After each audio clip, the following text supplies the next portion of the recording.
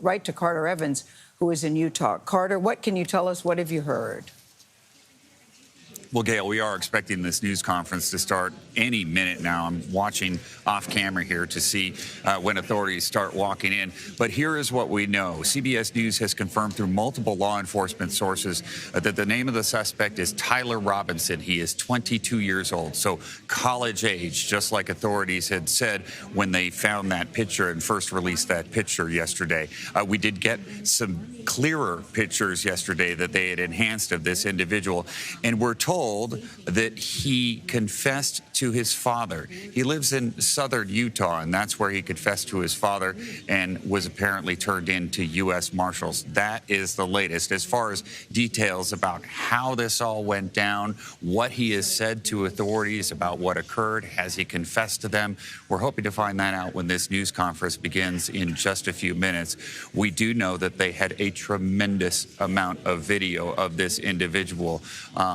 They were able to get that out to the public. They had 7,000 tips come in on the tip line that they were following up on. But in the end, it appears that this individual turned himself in with his father. All right. Thank you very much. Let's turn now to senior White House correspondent Jiang and Anna Shakar, who is CBS News senior coordinating producer for crime and public safety. Good morning, guys. You know, yesterday when we saw, they released a lot of information. We saw his picture, we saw his escape. And when I went to bed last night, I said, now it's only a matter of time, surely. When I woke up this morning, I said, now we're certainly going to have something. So I was surprised that it was taking so long since the picture was so clear. And I kept thinking, family members, somebody knows this guy. Somebody speak up, Weijia. Well, you know, last night, Gail, we had a press conference from local authorities in Utah. The FBI director, Kash Patel, was standing with them. They released new images, but they did not say anything about coming close to having a suspect in custody. And it wasn't until this morning that President Trump, not law enforcement officials, but the president, broke the news that, as you mentioned, he said there was a high degree of certainty that the suspect was in custody. Multiple sources tell CBS News that the person they have has a strong resemblance to all those images that we have been seeing. And the president actually went on to reveal some of those details that we just heard from Carter. He said that it was a minister who was familiar with this person, who recognized him, and then this minister informed the U.S. Marshal's office, and somehow after that, the family became involved, and the father convinced his son, the shooter, to turn himself in. That's according to President Trump. But obviously, Gail, there are still so many questions. Yeah, yes. Because we haven't heard from police. I would imagine everybody's Googling Tyler, because his name has been released. Everyone's Googling the name to find out what we can find out about this person. That's right. We see they're entering the room now. Anna, stand by for just a sec. At today's press conference, we will hear from Governor Cox, FBI Director Kash Patel, and Sheriff Mike Smith. We also have with us Utah DPS Commissioner Bo Mason, Lieutenant Governor Deidre Henderson, FBI Special Agent in Charge Robert Bowles, and local and federal law enforcement partners. Following the remarks today, Governor Cox, Director Patel, and Commissioner Mason will take questions. Thank you.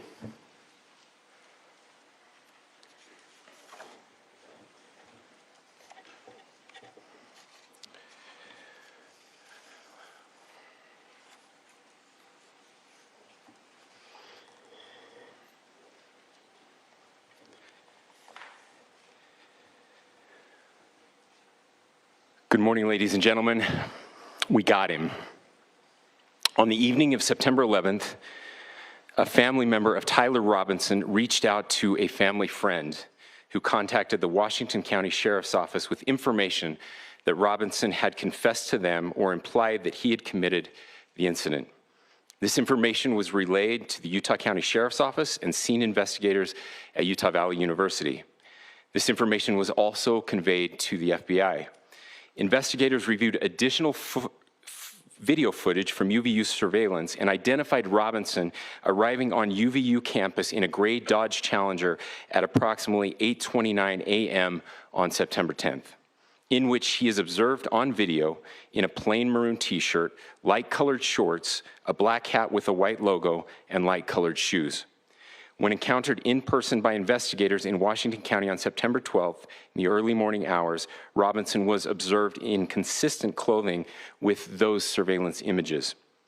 Investigators interviewed a family member of Robinson who stated that Robinson had become more political in recent years. The family member referenced a recent incident in which Robinson came to dinner prior to September 10th, and in the conversation with another family member, Robinson mentioned Charlie Kirk was coming to UVU. They talked about why they didn't like him and the viewpoints that he had. The family member also stated Kirk was full of hate and spreading hate. The family member also confirmed Robinson had a gray Dodge Challenger. Investigators identified an individual as the roommate of Robinson. Investigators interviewed that roommate, who stated that his roommate, referring to Robinson, made a joke on Discord. Investigators asked if he would show them the messages on Discord. He opened it and showed several messages to investigators and allowed investigators to take photos of the screen as each message was shown by Robinson's roommate. These photos consisted of various messages, including content of messages between the phone contact named Tyler with an emoji icon and Robinson's roommate's device. The content of these messages included messages affiliated with the contact Tyler, stating a need to retrieve a rifle from a drop point, leaving the rifle in a bush, messages related to visually watching the area where a rifle was left, and a message referring to having left the rifle wrapped in a towel. The messages also refer to engraving bullets and a mention of a scope and the rifle being unique. Messages from the contact Tyler also mentioned that he had changed outfits. I know there has been speculation as well as to the writing on those casings, those bullet casings, and I believe we have that as well. And I will share that with you now.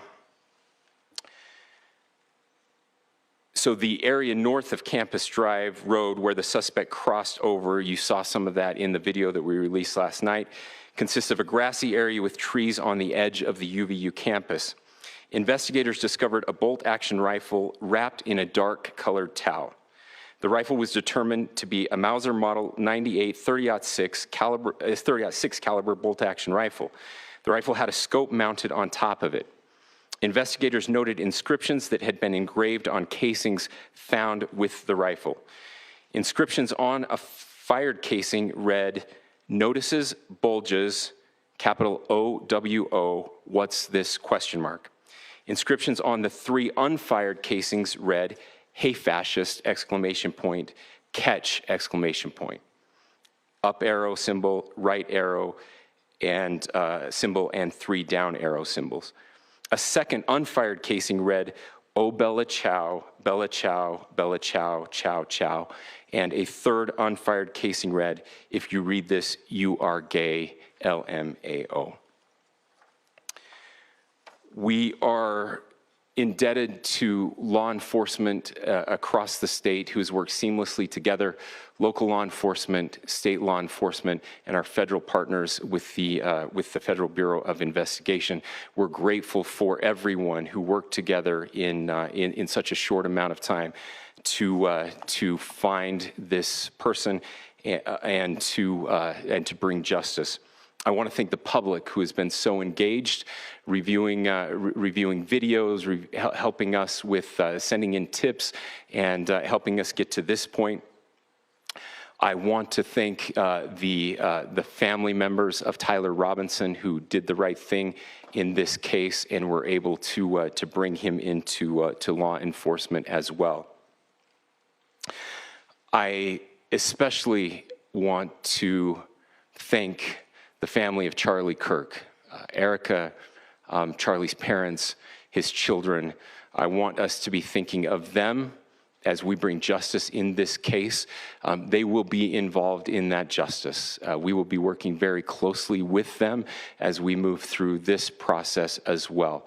This is a very sad day for our country, a terrible day for the state of Utah.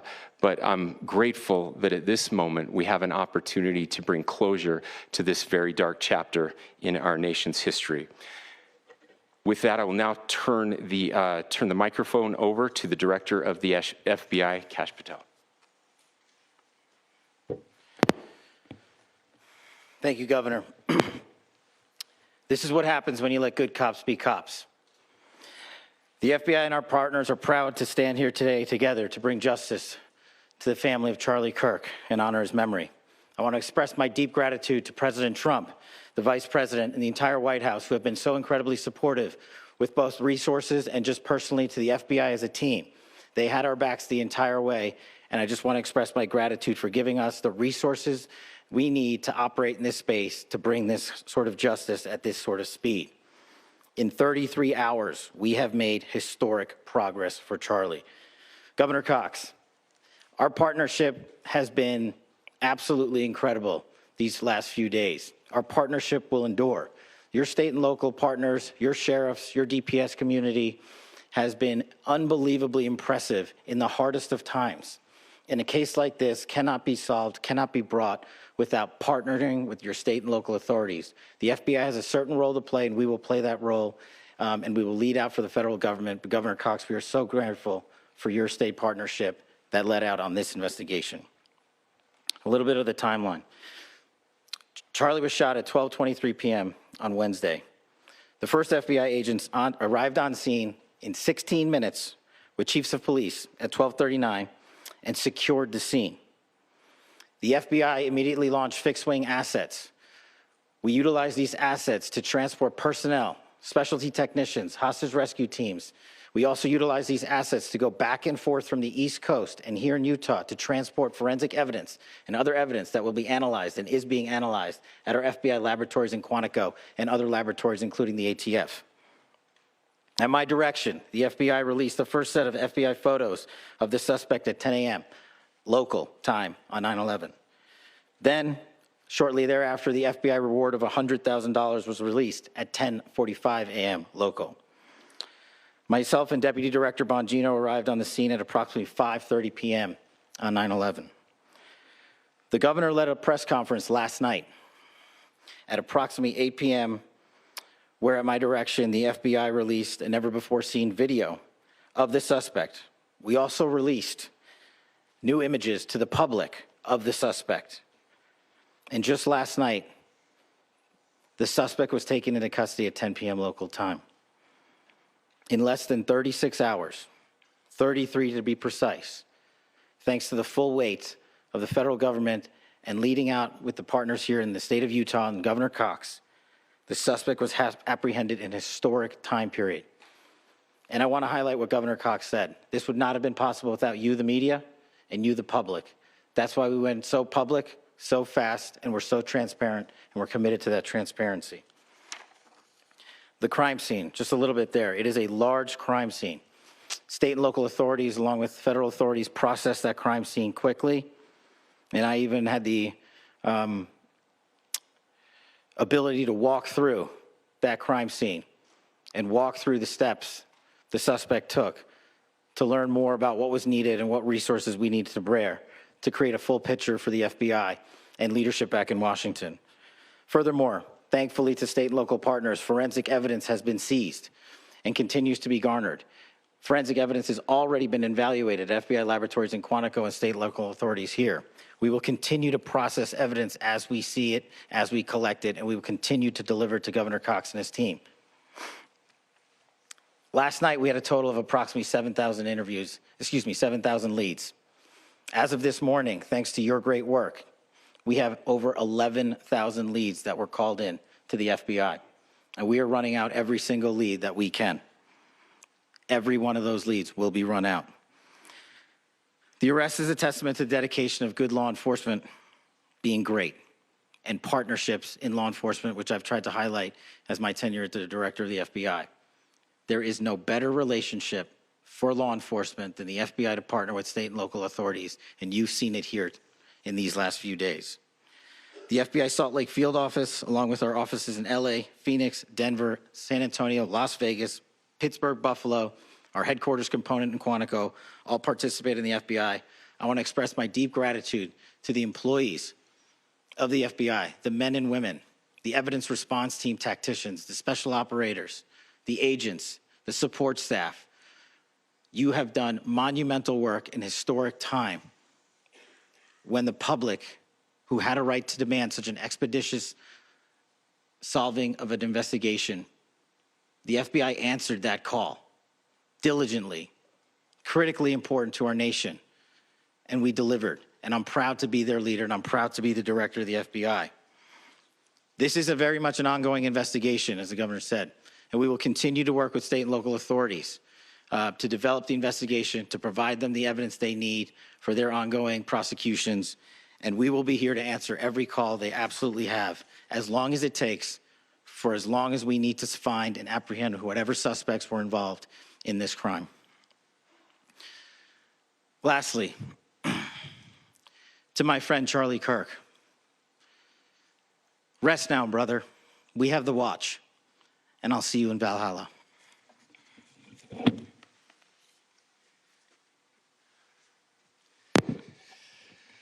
Thank you, and good morning. I would just like to take a few minutes as the sheriff to express my gratitude for everybody who has played a part in this investigation.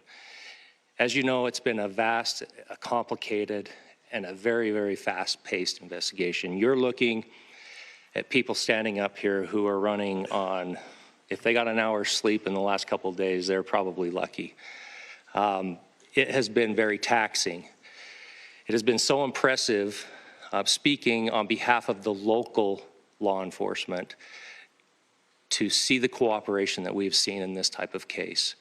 Across the state, sheriffs, chiefs, our state partners have stepped up and have come to the call on anything that we needed.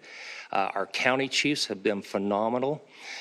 Our Utah County Attorney, Jeff Gray, who's standing up here with us, has been phenomenal in leading us through this investigation. I would like to thank the federal government for their resources, their assets. Our local team here, our FBI team, has been extraordinary in helping us work through this and bring this person to justice. Most of all, I would like to thank the public, and specifically, I would like to thank the public who turned to prayers and who turned to positiveness for us. I would like to thank them on behalf of the law enforcement community, because we needed those prayers.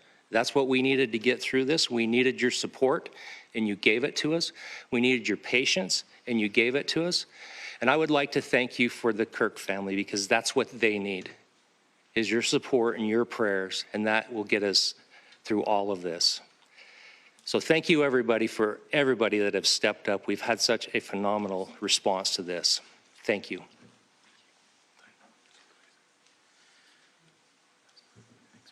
I also want to give a special thanks to the Attorney General and the Department of Justice. Their unwavering support and their commitment to justice is shown true here. And without AG Bondi and Deputy Attorney General Todd Blanche and the resources they brought to bear, we would not have been able to complete our mission. And I just want to say special thanks. It's an honor to be a part of the Department of Justice. Thank you again to our incredible law enforcement team who has worked so hard. Sheriff, I got a solid 90 minutes last night, so I'm probably the most well-rested person up here. Ladies and gentlemen, I get the microphone, so I hope you'll permit me a moment just to share a few more thoughts about where we are and how we got here, and maybe a little bit of where we go from here. I don't want to get too preachy, but I think it's important that we, with eyes wide open, understand what's happening in our country today. I've heard people say, well, why are we so invested in this? There's violence happening all across our country, and violence is tragic everywhere. And every life taken is a child of God who deserves our love and respect and dignity. This is certainly about the tragic death, political assassination of Charlie Kirk. But it is also much bigger than an attack on an individual. It is an attack on all of us. It is an attack on the American experiment. It is an attack on our ideals. This cuts to the very foundation of who we are, of who we have been, and who we could be in better times.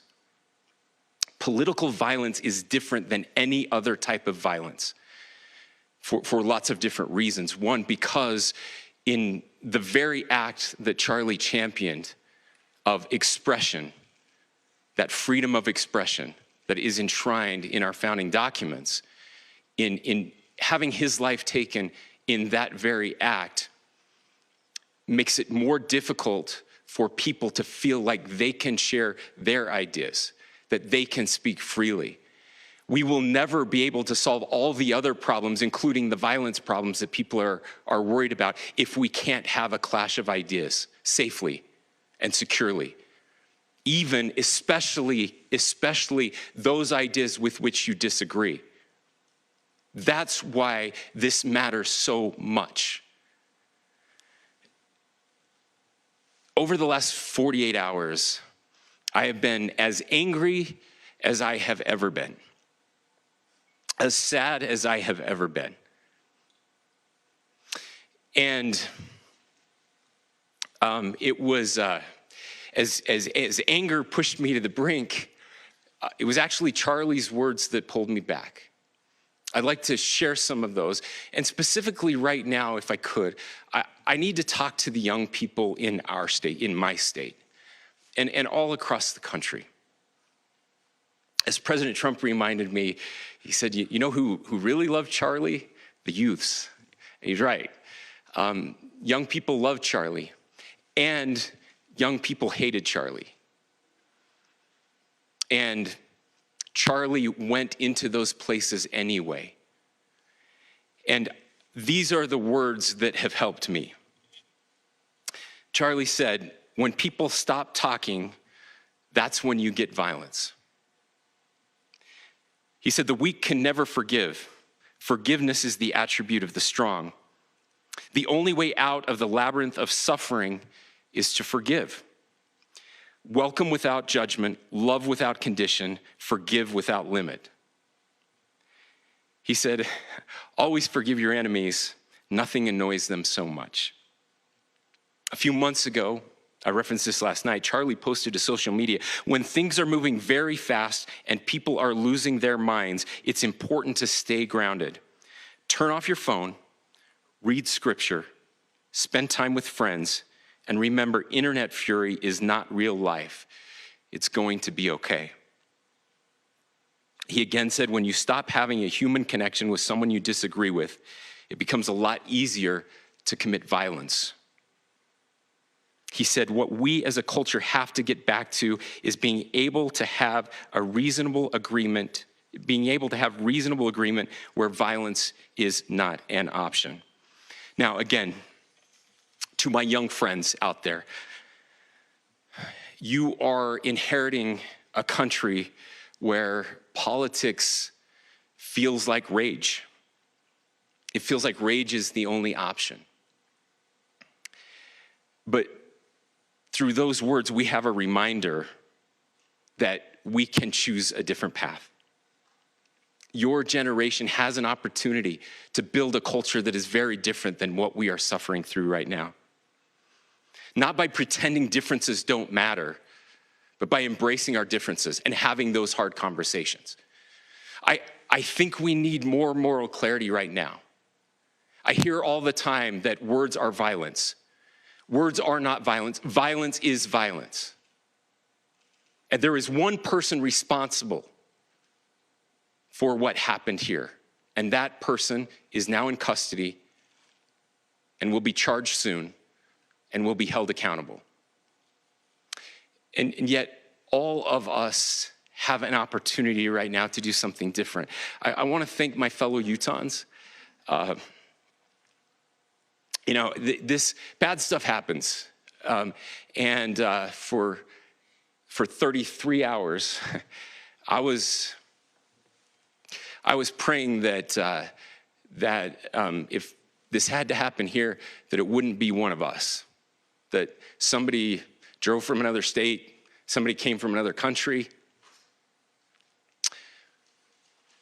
Sadly, that prayer was not answered the way I had hoped for, just because I thought it would make it easier on us if we could just say, hey, we don't do that here.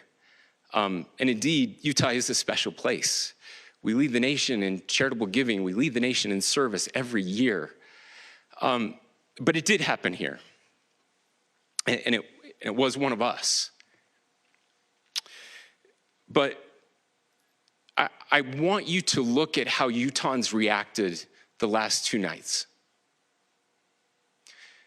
There was no rioting. There was no looting. There were no cars set on fire.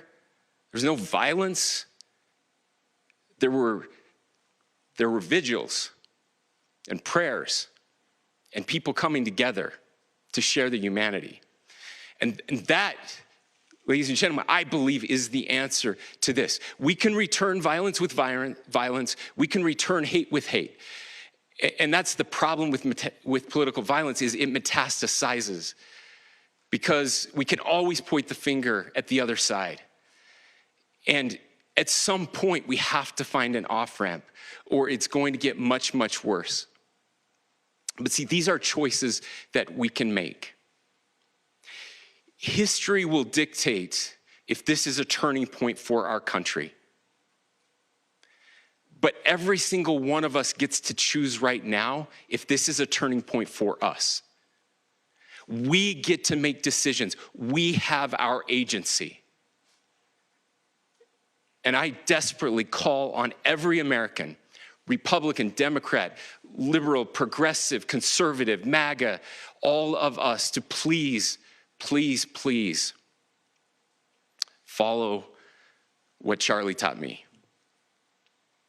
I'll just conclude with words I share often from a friend and author, Yuval Levin, who was asked if he was optimistic about our country. And he said, I'm not optimistic. He said, I hate optimism.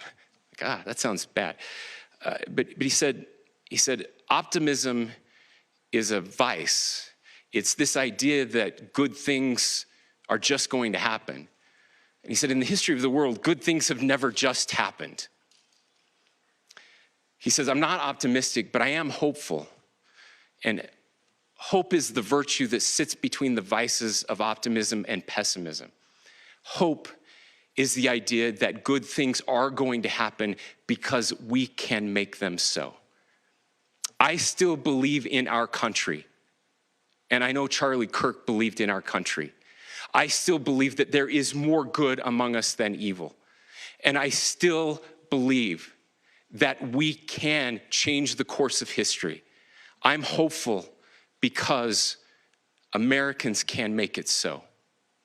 Ladies and gentlemen, we're happy to answer any questions you might have. Governor, can you please speak to whether the suspect is speaking with authorities and his demeanor, Tyler Robinson? I cannot speak to that. I cannot speak to that.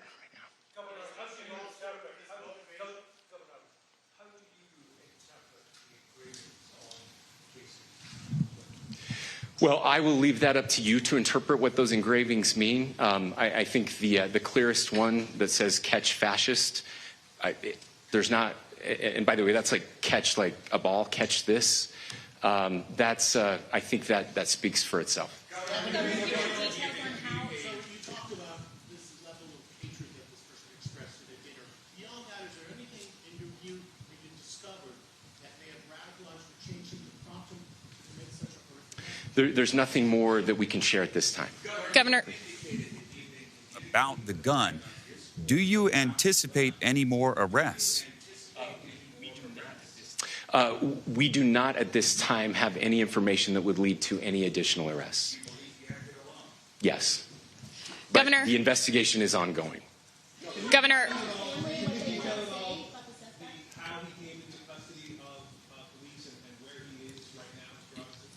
Yes. So right now, Mr. Robinson has been booked into the Utah County Jail. You heard the president this morning report that he was taken into custody, that his family and a friend helped to deliver him into custody of law enforcement in Washington County. For those of you that don't know where Washington County is, it is the southwesternmost part of the state of Utah. It's about a 3.5 to 4 hour drive from here, where we are right now, and that's where he lived and where they turned him in. Thanks. Go here. I can't share any more than what I've already shared. Yeah.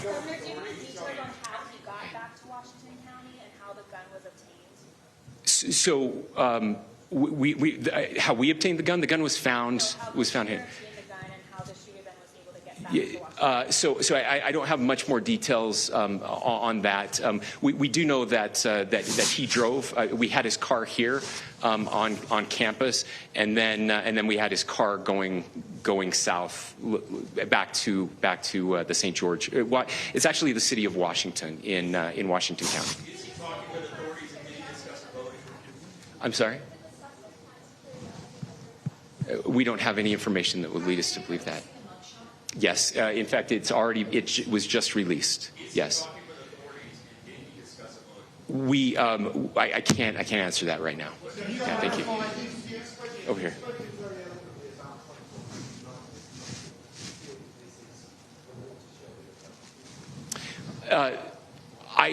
I absolutely believe that this is a watershed in American history. Yes. The question is, what kind of watershed? And that chapter remains to be written. Is this the end of a dark chapter in our history, or the beginning of a darker chapter in our history? Look, I mean, if you look at true political assassinations in this country of someone of this stature, this feels a lot like the late 60s, and having one so gruesomely displayed on camera in all of our hands and in all of our pockets. We are not wired as human beings biologically, historically. We have not evolved in a way that we are capable of processing those types of violent imagery. And by the way, we've seen another one with a gruesome stabbing very recently that went viral. This is not good for us. It is not good to consume. Social media is a cancer on our society right now. And I would encourage people to log off, turn off, touch grass, hug a family member, go out and do good in your community. That is happening, and it's happening organically right now. I had a friend in a small city in Utah who said, we're getting together, the Republicans and Democrats in my little town are getting together to have a discussion last night, just to find a way to find their better angels. So yes, this could be, I mean, again, you have to go back to JFK to have seen a video live of something like this happening. I wasn't born until 1975, but I know that things were really dark in the late 60s. Sorry to some of you. I know some of you were there. But this is our moment. Do we escalate, or do we find an off-ramp? And again, it's a choice. It's a choice, and every one of us gets to make that choice. Two more questions right here. Could we clarify that the release of those enhanced images at 8 p.m., the timeline that Director Patel gave us, led to the arrest at 10 p.m.? Is there a direct connection between those two events? I cannot comment if there is a direct connection or not, but all I can say is that that through some process, the family came to know that this had happened. One more thing, Governor. Could you just clarify the clothing issue you mentioned earlier? Was he changing outfits? Correct. Yes. So when he's first spotted on campus, he has different clothing on, and then he changes clothing on the roof, and then changed back into that clothing at some point, so that when he was apprehended, when he was arrested, the clothing matched the clothing he had on before the shooting here at UVU. Last question here. Yes.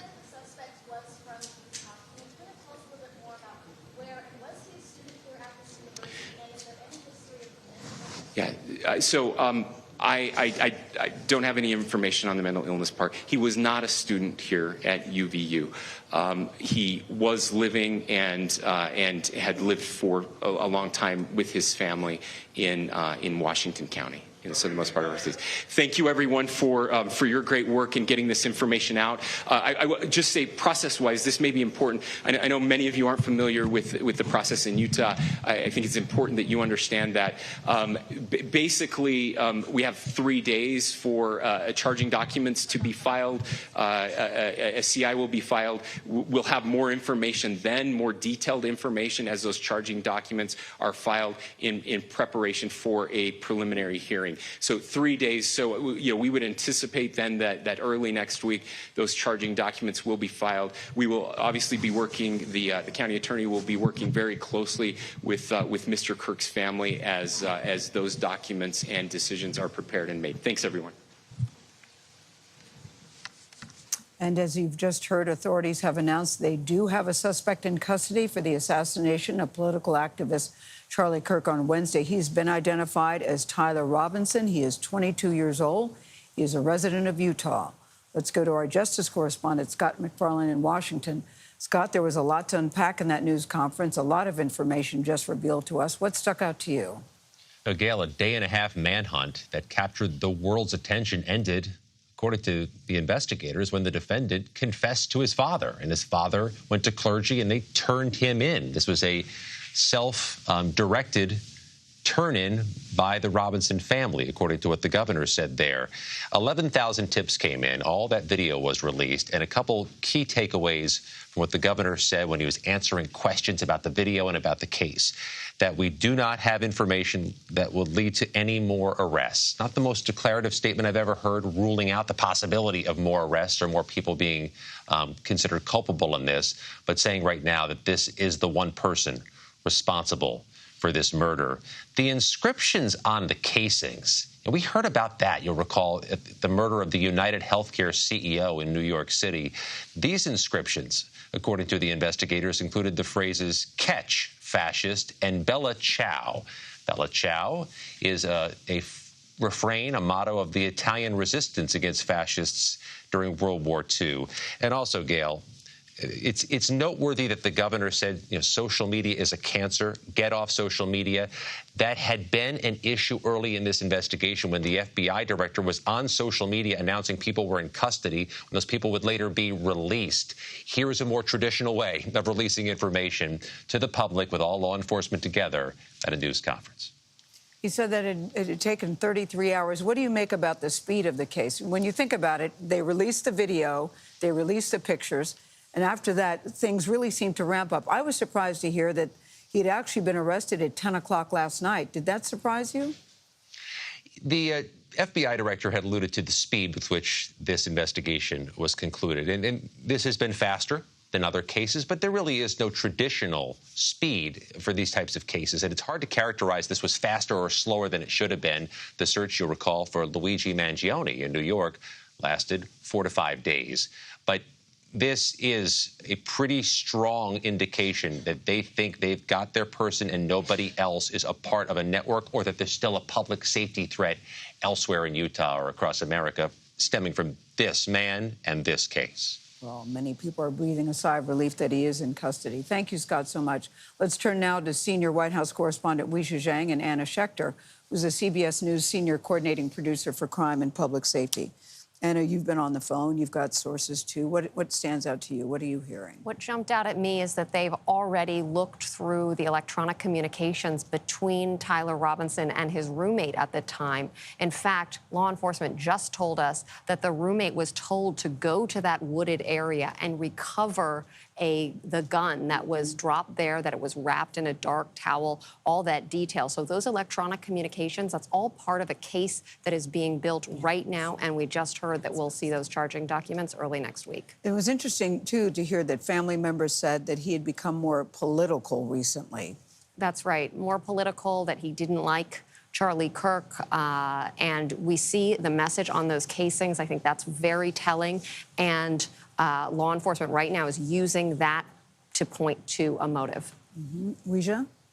Well, Gail, during that press conference, the Vice President, J.D. Vance, did post, and he was careful to say that the investigation is ongoing, but he said this is a big breakthrough, and everyone who helped, from the law enforcement professionals to people giving tips, deserves our credit. He said in some ways the investigation is still in the early days. I point that out because he had such a close relationship to Charlie Kirk, and so did President Trump, along with so many other White House officials. So obviously, they were eager for this arrest, but for them and for President Trump and the vice president, this is extremely personal. And we heard from President Trump today, who actually broke the news to the world, that they had a suspect in custody. And he went on to say that he hopes he gets the death penalty. He says he's been in close contact with Kirk's family and that he plans to attend Kirk's funeral. So I think that is a layer that we cannot forget as we talk about this investigation, just what it means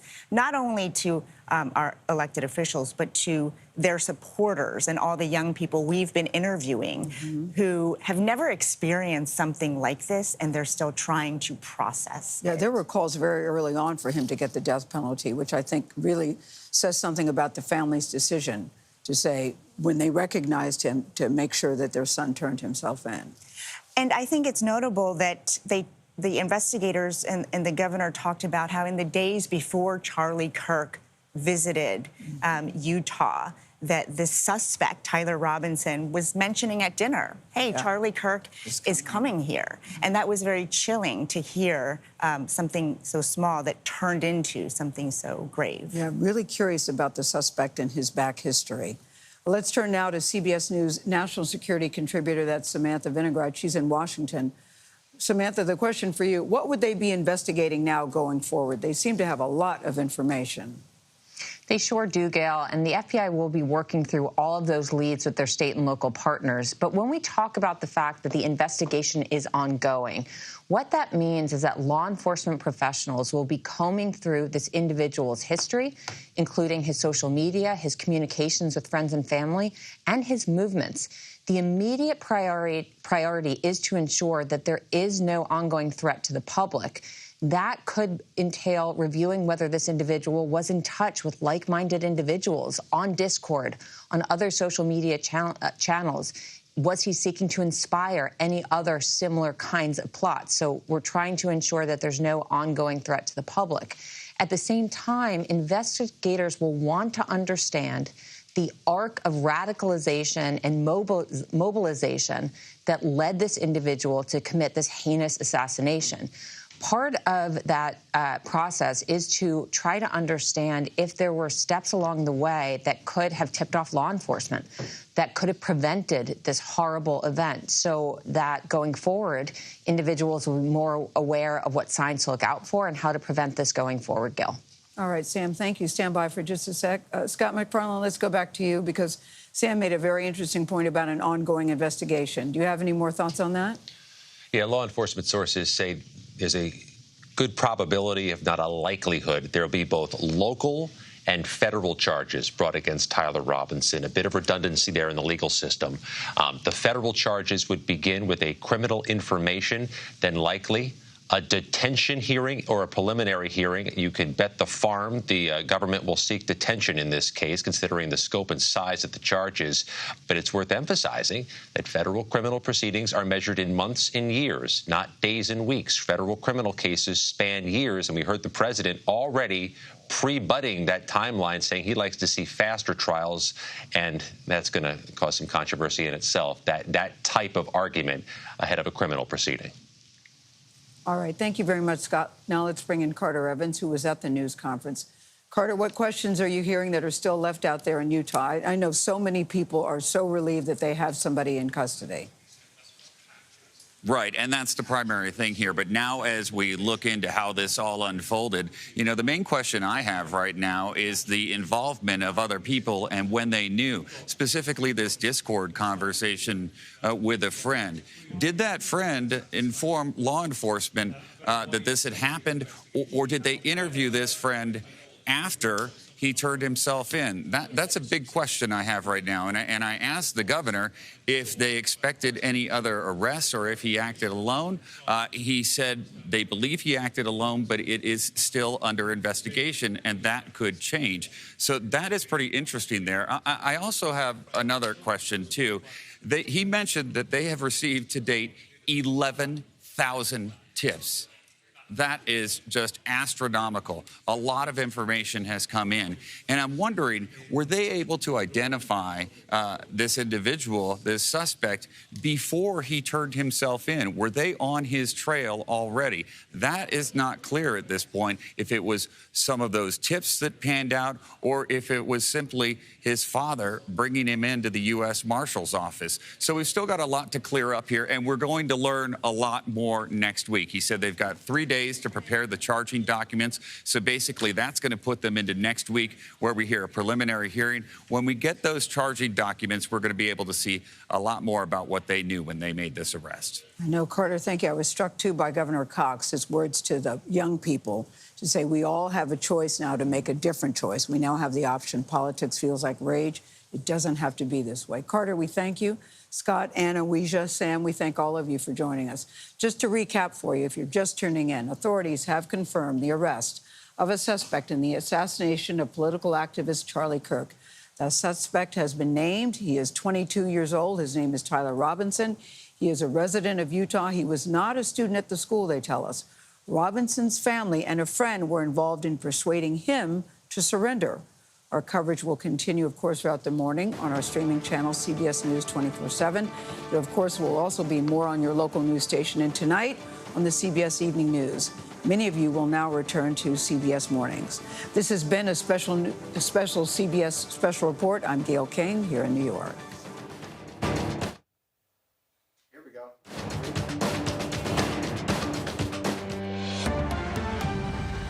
Our special breaking news coverage continues right now here on CBS News 24/7. I'm Errol Barnett in New York. Moments ago, the FBI announced the gunman accused of assassinating activist Charlie Kirk is now in custody, and he's been identified as 22-year-old Tyler Robinson, who was turned in part thanks to cooperation from his family.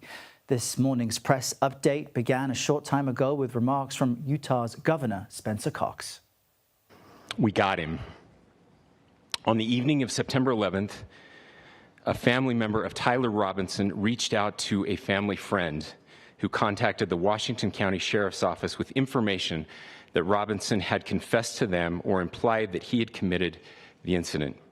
This information was relayed to the Utah County Sheriff's Office and scene investigators at Utah Valley University. This information was also conveyed to the FBI. Investigators reviewed additional video footage from UVU surveillance and identified Robinson arriving on UVU campus in a gray Dodge Challenger at approximately 8:29 a.m. on September 10th, in which he is observed on video in a plain maroon T-shirt, light-colored shorts, a black hat with a white logo, and light-colored shoes. Now, we want to use our special VR technology to help spell out for you what investigators then explained happened next after Tyler Robinson arrived on campus in that clothing. Investigators believe that below me, where you see the distance, about 400 feet between where Tyler Robinson was believed to be on the rooftop and where Charlie Kirk was holding his event, convincing students to prove him wrong. Investigators said a few moments ago that it was up here on the rooftop of this building where Tyler Robinson then changed out of that plain maroon shirt and light-colored shorts into the black clothing that he was witnessed wearing. After firing the shot, he then crossed across the rooftop, which you see in this footage, with a bag, jumped down to the grassy area near the parking lot, and then proceeded to cross a road nearby and head into a wooded area. All of this suggesting prior thought, strategy, and planning before the assassination of Charlie Kirk. Investigators also say that people close to him, his friends and his family, had said that he had become more radicalized and political lately, and talked to them about Charlie Kirk coming to campus, and that in his opinion, in the opinions of this suspect, Charlie Kirk was full of hate. So that footage was recorded just to my left. CBS News Justice correspondent Scott McFarland joins us from Washington with more on how we're now getting a fuller picture, Scott, of the intent of this individual, how he was able to pull this off. But investigators also said they do not believe there are any other suspects or people of interest at this time. What jumped out to you? Yeah, the governor described this as somebody who had become radicalized or politicized in recent weeks or recent months, and that the family was noticing that, but that it also was the family that got the confession from Tyler Robinson, brought it to clergy, brought it to law enforcement, and ultimately resulted in Tyler Robinson being arrested and jailed in Washington County, Utah. Washington County, Utah, roughly 3 or 4 hours away from Utah Valley University. Tyler Robinson now is being held as a local inmate, but federal charges are imminent. If not today, I'd expect charging documents, criminal information filed over the weekend, Monday morning at the latest. And there'll be a procedure for Tyler Robinson to make a preliminary appearance in court, potentially in both local court and federal court. The 2 different cases are brought. And what the governor described is just this series of granular pieces of evidence that would likely be presented to a judge at a detention hearing. The inscriptions, the engravings on the bullet casings, including the words "catch fascist" and "Bella Ciao," a message famous in Italy during World War II, during their fight against the Nazis. The 11,000 tips brought in by the feds may include something specific for prosecutors to use, but they have this information about the firearm because they have the firearm, this unique rifle with a scope on top, the bullet casings being distinguishing. And Errol, I think it's worth a conversation that these bullet casing engravings, these inscriptions, they are becoming a potential source of copycats. We've seen them in other cases in recent months, and there's fears we see them again in future shootings. Well, the governor and other officials from the FBI spoke about a heightened sense of fear in the United States because of what seemed to be ongoing acts of political violence against people on the right and the left. How important will it be in the investigation into this that investigators are careful of what to release and also to tamp down the pressure of political rhetoric in the U.S. in the days ahead? The governor spent a lot of his time, even before taking questions at the news conference this hour, trying to do just that with an extended message of we have a pivotal moment now, a potential off-ramp, or we continue down this road of increased political toxicity, increased political violence, and increased death. He used the phrase, social media is a cancer. He emphasized those words, that social media is spinning up so much of this hatred and that there may be foreign players involved ginning up Americans through social media channels, which is a bit of a contradiction, though, in this case, because federal law enforcement, the FBI director himself, was using social media as the singular platform to provide updates on this case prior to last night. So there's a contradiction there in what social media should be doing with cases like this. But the FBI director, you heard from him today at the news conference, he credited law enforcement with being expedient in this case, moving, in his words, I think, record time, he said. A 33-hour manhunt is not shorter or longer than any other previous manhunts, but it did result in an arrest in a case that captured the attention of the world. An important time, especially when you consider how much misinformation was available online as it relates to this horrific incident.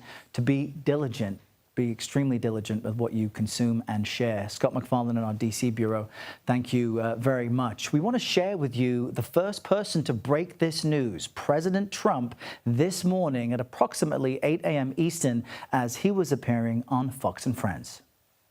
With a high degree of certainty, we have him. In custody, right? In custody. Everyone did a great job. We worked with the local police, the governor. Everybody did a great job.